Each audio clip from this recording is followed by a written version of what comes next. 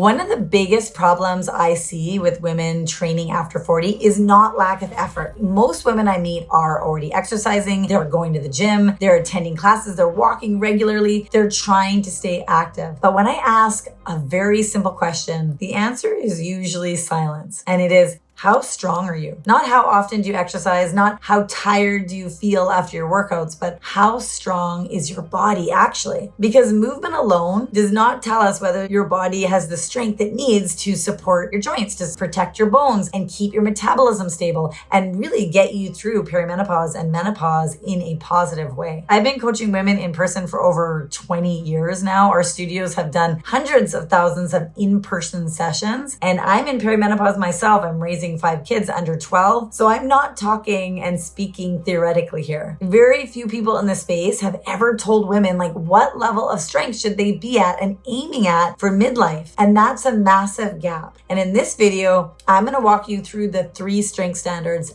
that give you a clear picture of what strong enough actually looks like after 40. So let's get into it. Firstly, I want to discuss like why standards matter. Because before I give you the 3 standards, I need you to explain why having them matters at all, right? Because most women judge their training by how sweaty they feel, how tired they are, how many workouts they completed that week. Those signals feel productive, but they don't tell us whether the strength is actually improving, like whether you're building muscle, right? You can go to the gym 5 days a week and never get stronger. And I see it constantly. And it's not to say that that's completely negative. Of course, going to the gym and being active is positive. But during perimenopause and menopause, it starts to be really important to dial in your strategy, right? Without measurable standards, training becomes guesswork. Standard number 1, lower body strength. This is foundational. If I could only test one thing in women over 40, it would be this, right? Because there's so many ways we can test, but lower body strength supports your hip stability, your knee health, your bone density, and every basic function that you need for daily life. And here's the piece that most women do not actually hear. Strength training does not just build muscle, it provides the mechanical stress that your body needs to maintain density during perimenopause and menopause. And without that stimulus, bone loss accelerates, right? You'll see women in their 40s and 50s have osteoporosis already, right? And with it, and the research shows that you can actually slow it down and in some cases reverse that decline. In our program, we test lower body strength through movements like the hip thrust, that's a huge one, the squat, the deadlift. We have standards that you start with, right? You go through level 1, level 2, level 3, and that's what we aim for, right? They're not gym tricks. These are movements that directly load the hips, the spine, the legs, and the exact areas where women lose bone density the fastest during menopause and that transition, okay? And what I've seen across tens of thousands of sessions that I've personally done with women is that most women who walk in are dramatically weaker in their lower body than they think they are. Even when they think they have strong legs or maybe their legs are bigger. Not because they're inactive, but because nobody ever actually measured it and then progressively progressed them. So here's what I want you to know. Your lower body should be strong enough to move meaningful load through a full range of motion, not just your body weight, right? If you can squat or deadlift your own body weight with good form, that is a strong starting point, a strong starting benchmark. For a hip thrust, it might be 1.5 times your body weight to start with as a strong foundation. If you're not there yet, that's your target. And that's your path to it is progressive overload. Lower body gets most of the attention. But standard number 2 is one that I see women neglect the most, which is upper body pulling strength. This is the one that women often skip entirely. And you'll see that when your posture starts to go. Training the muscles that actually hold your shoulders in place. They support your posture. They protect your back. So many women don't train this or they do it with no rhyme or reason. There was actually research published last month in the JAMA network open, and it found that upper body and grip strength predicted mortality in women, independent of how much they exercise. That means that you can be active and still be weak. You can be weak in the muscles that matter the most for keeping your body protected. And here's what I see on the training floor often is women who have been going to the gym for years who cannot do a single body weight row. They cannot pull themselves to the bar even with assistance or do it for multiple reps, right? That's not failure. That's just a training gap, right? And the positive thing is that can be changed, but nobody ever told them that pulling strength matters. But pulling is what keeps your shoulders stable. Pulling is what supports your posture when you sit at a desk desk all day. Pulling is what protects your back when you pick up your child or you lift a suitcase. So here's your benchmark. You should be able to do a horizontal row, whether that's a cable row, a TRX, a dumbbell row, or an inverted kind of body weight row, which would be on a squat rack with control and good form for multiple sets. If you cannot pull a meaningful load towards your body, your back and your shoulders are not strong enough to protect you, right? And the fix is simple. We need to add rowing movements to every training session, especially if there's more of an upper body focus on that training session. You want to prioritize pulling at least as much as pushing. Often with women, I will have it a 2-to-1 ratio because they've just trained pushing more than pulling. Okay, so lower body covered, upper body pulling covered. Standard number 3 is the one that kind of connects them both, and that is trunk strength and stability. When most women hear core, they think of crunches or holding a plank. That's not what I'm talking about here. Trunk strength is the ability of your midsection, your entire torso, to stabilize your spine while the rest of your body moves under load. It's essentially the link between your lower body and your upper body. So every squat, every deadlift, every row, every carry requires your trunk to transfer force safely. So if your trunk is weak, it does not matter how strong your legs or your arms are. The chain breaks at the weakest link. And that's important, right? And most women over 40 in their 50s, 60s, that weak link is the trunk. And that is why so many women get lower back pain when they start lifting. It's not that the exercise is wrong. It's that their trunk cannot support the demand, right? And that's why we obviously have a progressive overload system. We also assess where you're at, because in our studio, we build trunk strength through loaded carries, through anti-rotational exercises and core stability under load, not just sit-ups, right? A farmer's carry is a great example. Walking with heavy weights with both hands, that trains your grip, that trains your trunk, your posture, and your ability to stabilize at the same time. It's one of the most underrated exercises in all of strength training. It's one of the first things that we teach, and it's important. It's one of our benchmarks. So you should be able to carry a challenging weight in each hand and walk with it for at least 60 seconds with a stable, upright posture, like no compensating, right? If your lower back starts arching, your shoulders start rounding, or you have to put the weight down after 20 seconds, your trunk needs work. And here's what I want you to do is shift your thinking. Instead of asking, what workout should I do? Start asking, what level of strength should my body be capable of? Because then you can start working towards it. That's one question that I think changes everything. It turns exercise into progression. It turns exercise into what can my body do? And that will then give you a clear target of what you can track week over week. And I think that's fun because then you feel like you're going somewhere. And that's how women in our program see results. They can feel and measure. They don't just hope for it. So I hope this actual video helped you realize that strength is something that you can actually measure. Then the next step is understanding what your baseline is, because once you understand your baseline, it's going up from there. So if you're in Vancouver, you can begin with an in-studio Shesprime assessment where we evaluate your strength, your movement, and your recovery patterns. And if you're outside of Vancouver, our 16-week digital foundational program will help you build the strength base